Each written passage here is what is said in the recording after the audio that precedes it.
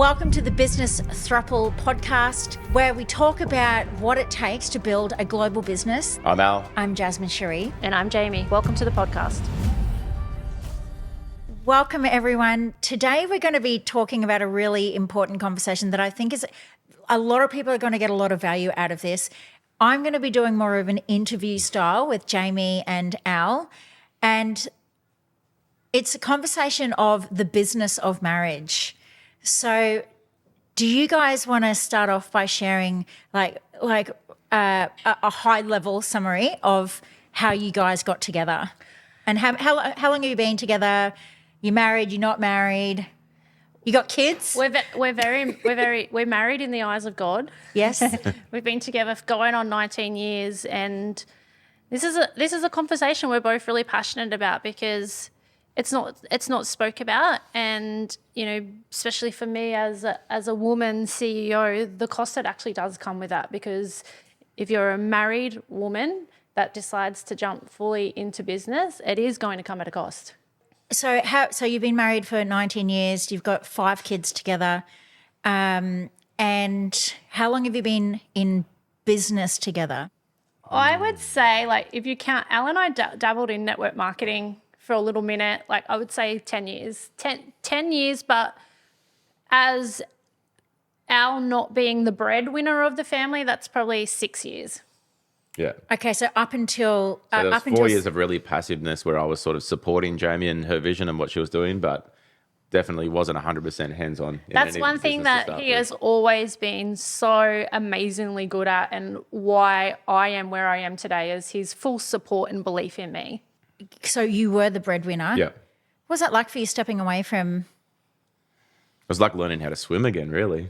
Like going from what you know into something completely unknown for me was one of the scariest. What was unknown for you? Unknown was actually knowing that there was a way that we could create a life for ourselves off our own bat. So for me, I'd always been an employee. Yeah. I always knew that when I went to work, I was going to had a job there.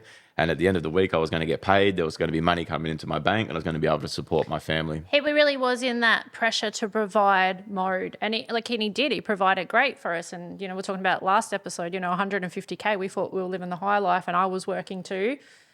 We had what we thought was a fuck ton of money. Yeah. Do you want to share our story of how we got together? It's a beautiful story. It's a beautiful nightclub romance. A nightclub romance. Was it really? Yeah. Cool. Which club were you in? No, so I was... Don't tell me that. I was married... Cheeky Monkeys. No. In Byron Bay. It was a race. We actually keep thinking about getting tattoos of... Horseshoes. Horseshoes. Yeah. It was a... Race day. It was a race day. But before that, he was showing up in my dreams, and I was dreaming about him. So I'll do a long story short, but I was actually married before Al. And the first time I ever saw Al was I was at a pub, and he was working in the bistro, and I like that uncomfortable stare where he just kept staring at me, and I'm like, who is this weirdo? I was there with my first husband, and I remember looking over, and he had these little round glasses on, like little Harry Potter glasses that he had kept since he was a kid so he could read the dockets that were coming through the bistro. But before that, and it took me a long time to work it out, I was having this reoccurring dream of this man showing up in my dreams that I thought was an olden day man, and it was a past life because he had the little round glasses on. Really? And I'm like, must be a past life, because when those dreams, they get you and they're reoccurring. I'm like, why does this keep showing up? And it wouldn't go away. And I assumed it was a past life, and it took me a little while to put 2 and 2 together that it was Al. And then I split up from my first husband, and Al was just, I would get introduced to him, and I was such a bitch to him. I didn't want to have anything to do with him. He had an earring in his ear, a Jim Beam shirt, joggers and jeans. And God. I was such a bitch, and I didn't want to have anything to do with him. And Class. And then one day my phone broke, and he went, can I fix that for you? And I instantly fell in love. And a few days later, we got together. Are you serious? That's what you fell in love with him? Yeah, we got together at a race day, and we were just together every day since. We were together a few months, and We decided to have a baby. We just, like, when you know, hey, like, Yeah. that was the big thing. Like, when people say, like, I don't know if this is the one, or I don't know, like, should I stay with them? When you find the one, there is no second guessing. Am I saying the right thing? Should I do this? I think I should leave them. When you know you've found It's like a magnetic attraction where you just know. Just Yeah. like the polarities just pull you together and you just know straight away. Like, he could do anything to me. Like, we're rock solid. But bringing back to business, I just thought it was... No, well, I think it's good to like get a. I think a lot of people jump on and they talk about their relationship and they've been together 3 weeks and how long, how in love they are, and how their polarity is amazing and their chemistry is amazing. So actually have. I think it's important to create the longevity of what you guys have created, as a married couple. But also as a family, and then also as a couple who has not always been in business, like you've done. Al, you've been employed, you've been the breadwinner, and then did you say 6 years ago, Jamey, you became the breadwinner in the family, and then Al transitioned. What I think would be really high value to know is what's been some of the most powerful lessons you have learnt through being married and business partners and parenting and all the things. And I know that's a really broad subject, but I think that there could be some valuable wisdom you guys could share on that. Do you want to go first, or do you want to make you do? What do you want to go first?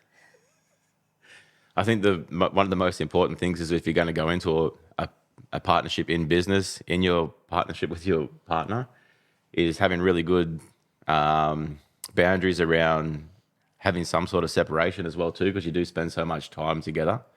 And you have to create areas that are... Baby, we don't do that. I know, but this is where we fuck up.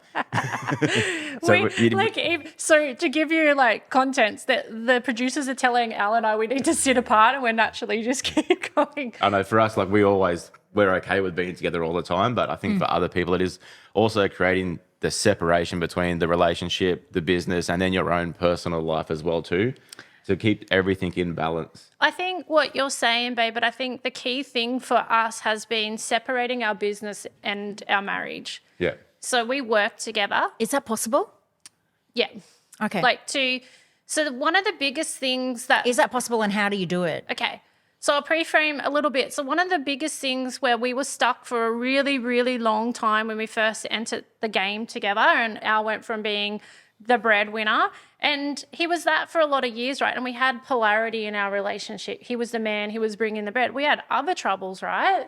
But we hadn't got up to the whole polarity thing. It was still, he was man, I was woman. And like 1950s man got it going on. That's why everything was so in sync, right? Men were chivalrous. They went out, they made the money, the woman raised The babies. and that's how it should be. At the end of the day, we're animals, and it's about the biology of it.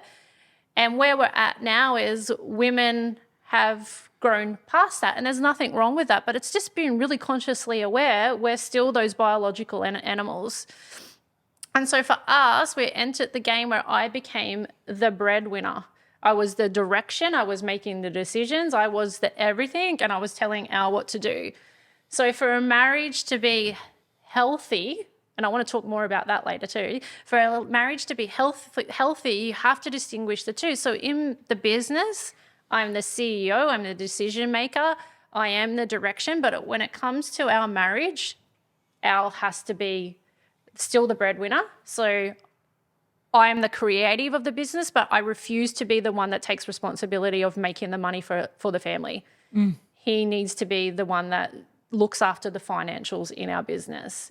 And I would say for anybody that's not in partnership together, and so say maybe you're a CEO and you've got a business and your husband's got a business, or he has a job, he still has to be the one that is responsible for bringing in the cash flow, because that's a man's job. A lot of women are probably not going to want to hear that, but it's like if you've got trouble in your relationship, like there's key points that a man needs to fulfill, and that's to be the provider, the direction, the container for his family. I think, And naturally, the man's going to want to do that anyway. Yes. He's going to want to step into those shoes because they're the shoes that he knows how to wear.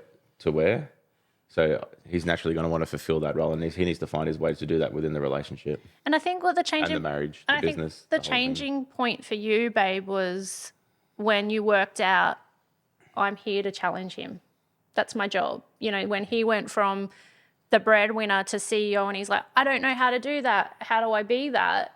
How do you be what? How do I step into this new, like, because I made the decision to step into a new reality, right? And step into my most powerful self.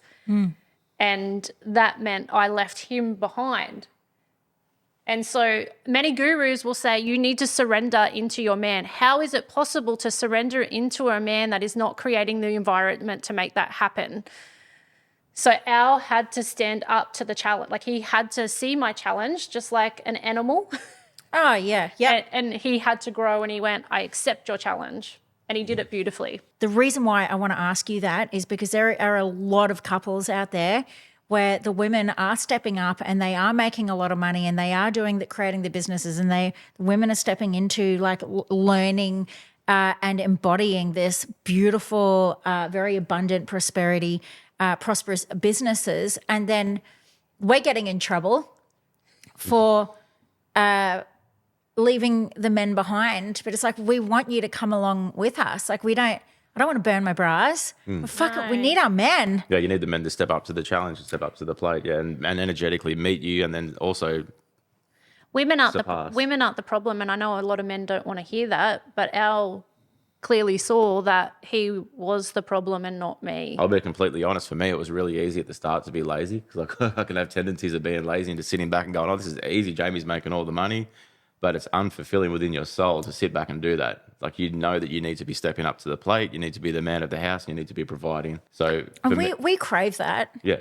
Fuck, like, do you know, I have multiple businesses, and the thing that I crave is having that, you know, having that man in the house that is going to lead. It's going to provide that container, because I don't want to be in my boss and my CEO all the time. All the time, Like, yeah. You need to be I able want to be fall able to down. soften And when you, into. you know when you fall down, you're going to be caught. Yeah, and just to be able to come into the, you know, that home environment. I think I'm quite evolved woman, you know, quite relatively successful in what I've done, but having that masculine, this is like, I don't, you know, like like what I yearn for is like come and meet me in this place, and I'll soften. Oh my gosh, that's what I crave for. Well, it's like I was saying, like, women have evolved, right? Like, it wasn't enough for us anymore just to be a housewife, but still biologically, like, that's what we are. Like, and I think there's a big difference between, you know, you being a single woman to being a woman who has cubs.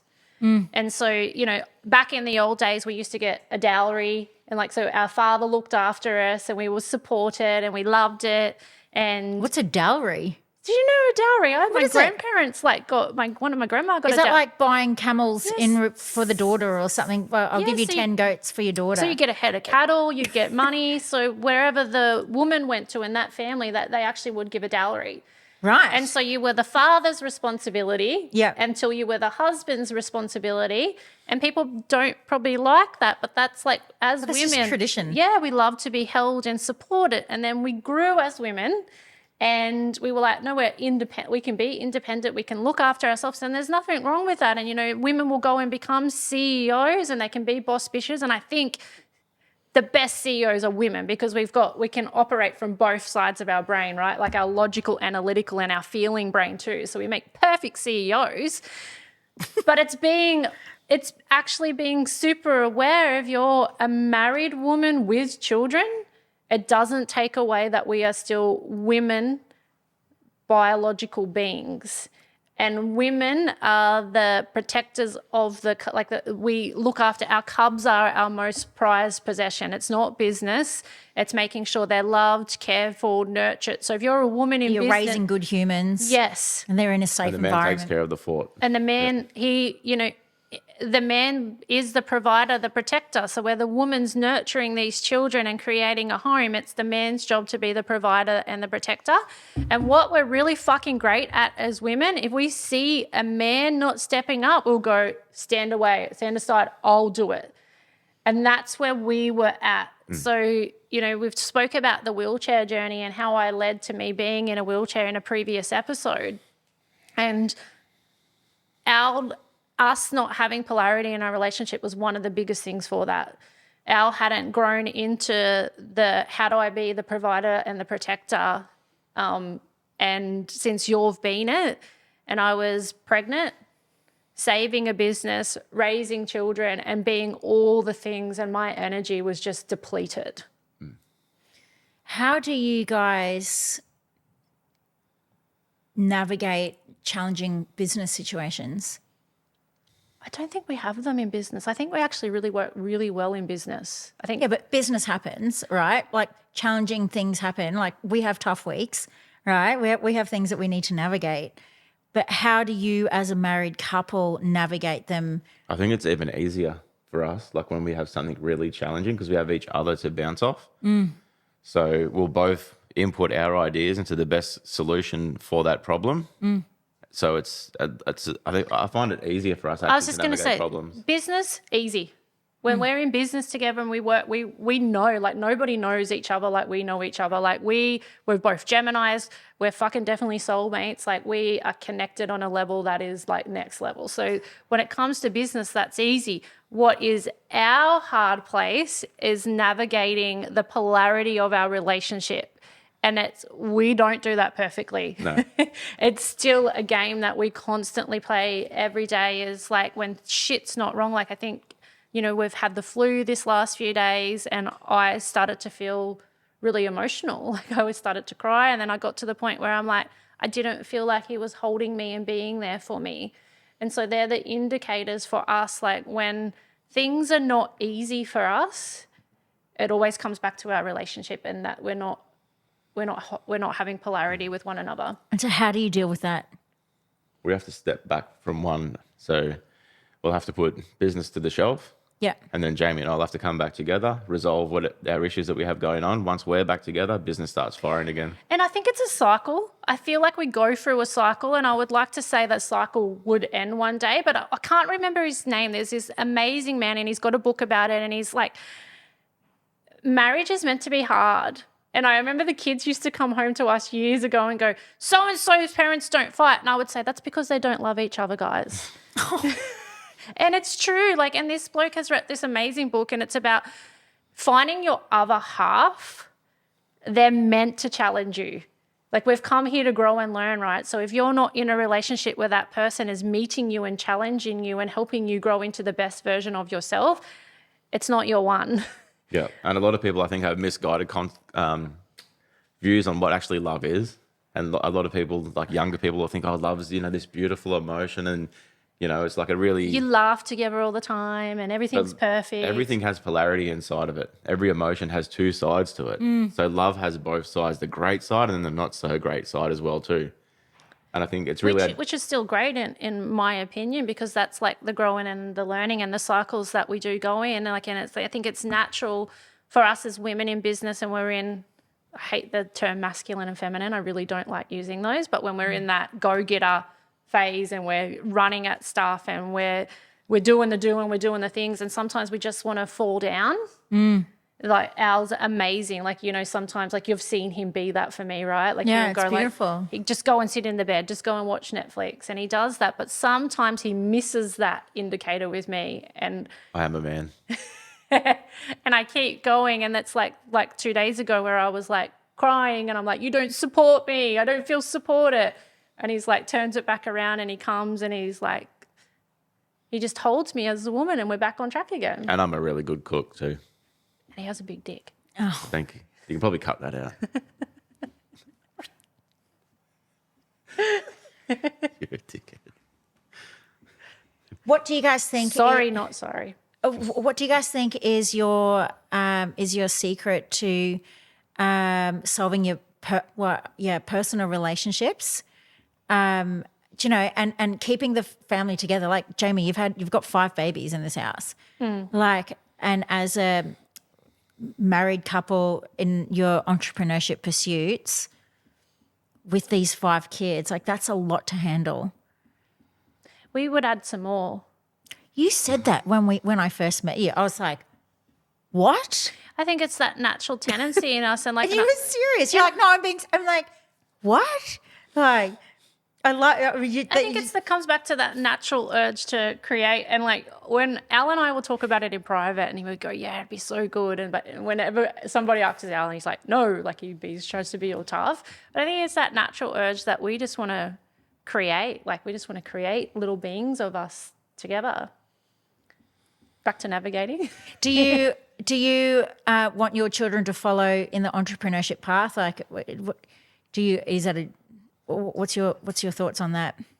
We would love it, but they're their own people. They have to go on their own journeys. So obviously, like life's about learning through mistakes. So they need to go through their own journey. If they want to go and have a job and then work out that they don't like having a job and then becoming an entrepreneur, that's the road that they need to go on, and we'll support them. We will say that out of our 5 children, 2 of them work for us.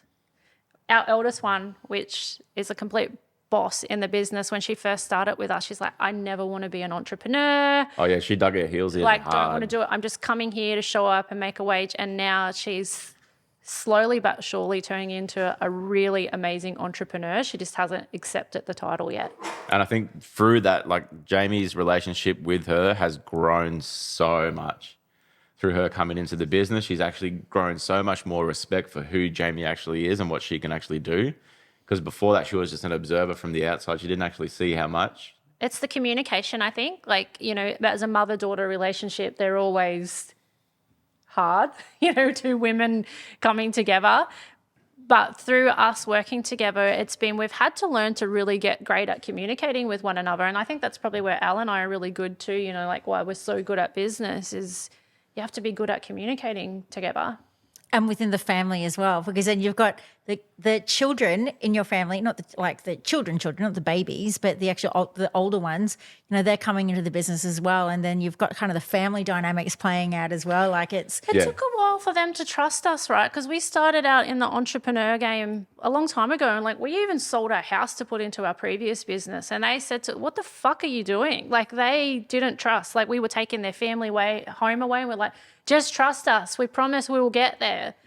And it's taken to pretty much now that we've finally got there.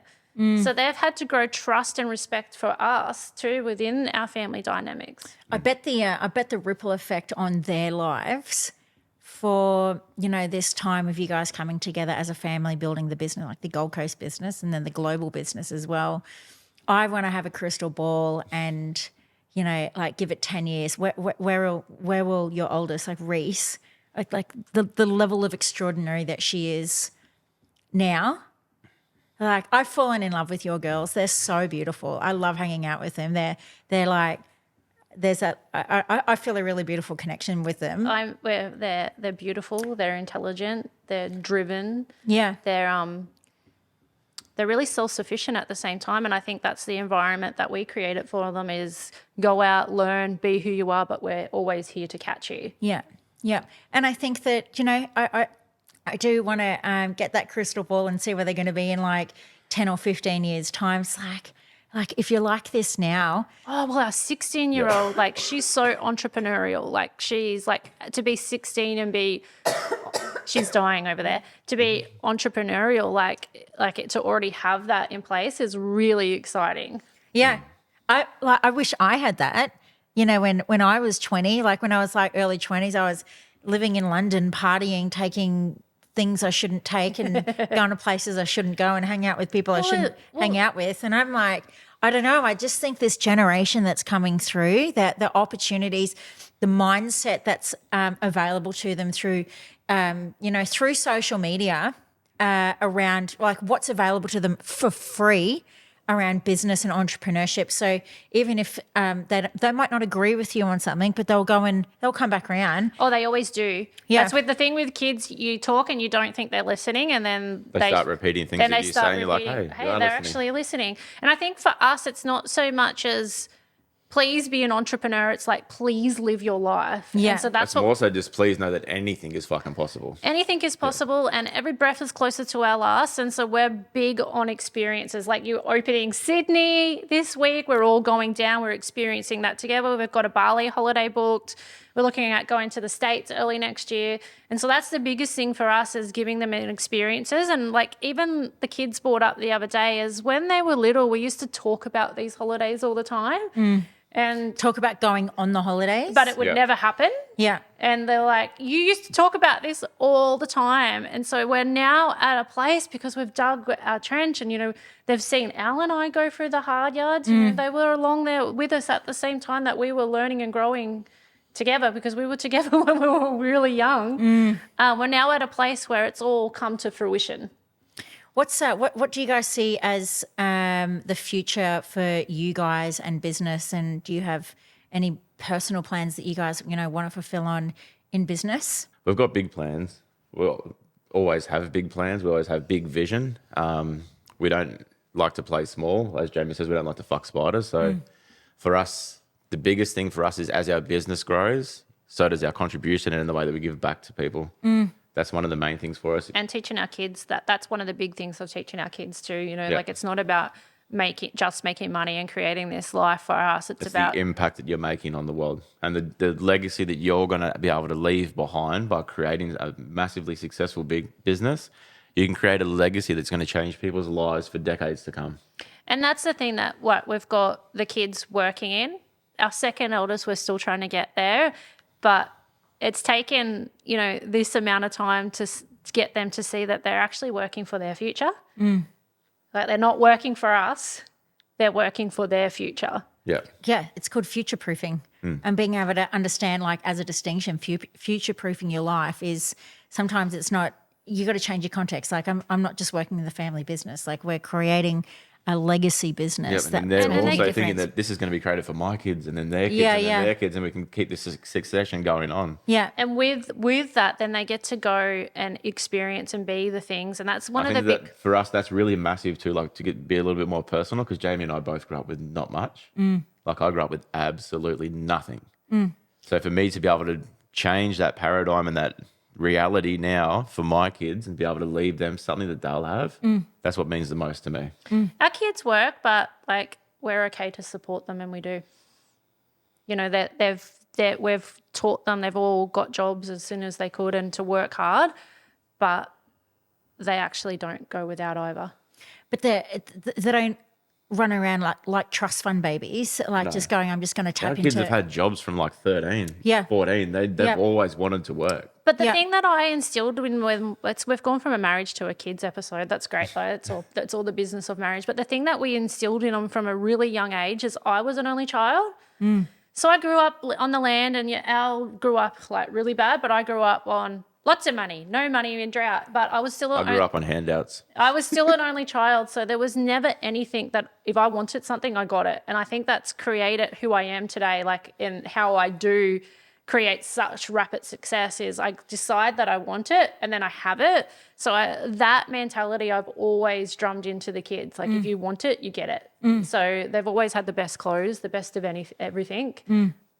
Even when we weren't extremely successful, we made sure they had everything that they wanted. And I think that they're all beautiful values that you've both installed. But it's values. I know we're talking about your kids and we're talking about the business of marriage, but you guys have anchored that in as a value set within yourselves, and then of course the ripple effect is going to be your legacy. And what's your legacy? Your legacy is your children. Yeah.